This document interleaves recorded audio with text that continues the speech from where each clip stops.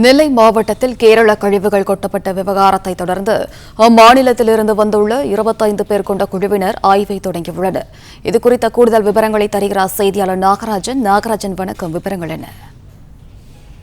நெல்லை மாவட்டம் கோடகநல்லூர், சுத்தமல்லி சுற்றுவட்டார பகுதிகளில் மருத்துவ கழிவுகள் கொட்டப்பட்டிருந்தது. இது குறித்து காவல்துறை தகவல் கொடுத்ததை தொடர்ந்து அவர்கள் விசாரணை நடத்தியதில் இது கேரள மாநிலத்திலிருந்து கொட்டப்பட்டது தெரிய வந்தது. ஏனென்றால் அதில் கேரள அடையாளங்கள் கொண்ட மருத்துவமனைகளின் அடையாளங்கள் விவரங்கள் அடங்கியிருந்த ஆவணங்கள் நிறைய கிடைத்தது.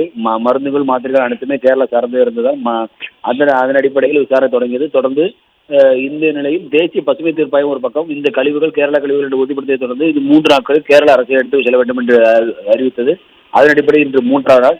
நேற்று முன்தினம் ஏற்கனவே கேரள அரசு அதிகாரிகள் சம்பந்தமாக மாசு கட்டுப்பாட்டு வாரிய அதிகாரிகள் மற்றும் கேரள திருவனந்தபுரம் மாநகராட்சி சார்ந்த அதிகாரிகள் மற்றும் சுகாதாரத்துறை அதிகாரிகள் வந்து நேரில் ஆய்வு மேற்கொண்டார்கள். பின்னர் மாவட்ட ஆட்சியரிடம் தெரிவித்தார்கள் இது அபாயகரமான கழிவுகள் என்று. அபாயகரமான கழிவுகள் என்றால் ஏனென்றால் இவ்வளவு தூரம் கொண்டு வந்து கொட்டுகிறீர்கள் என்று மாவட்ட ஆட்சியர் கேள்வி எழுப்பியிருந்தார். இந்த நிலையில் தான் இன்று 3வது நாள் என்பதால் இந்த கழிவுகளை அகற்றுவதில் எந்த மாதிரி திட்டம் இருக்கும் என்று எதிர்பார்க்கப்பட்டது. ஆனால் கேரள அரசு தற்பொழுது அங்கிருந்து கேரளாவிலிருந்து 11 டாரஸ் லாரிகள் மூலம் இந்த கழிவுகளை எடுத்துச் செல்வதற்கான பணிகளை இன்று தொடங்கி இருக்கிறது. அதற்கான ஒரு ஆய்வுக் கூட்டம் முதலில் நெல்லை மாவட்டம் நடுக்கல்லூர் பகுதியில் கூடிய அரசு பள்ளியில் தற்போது நடைபெற்று வருகிறது.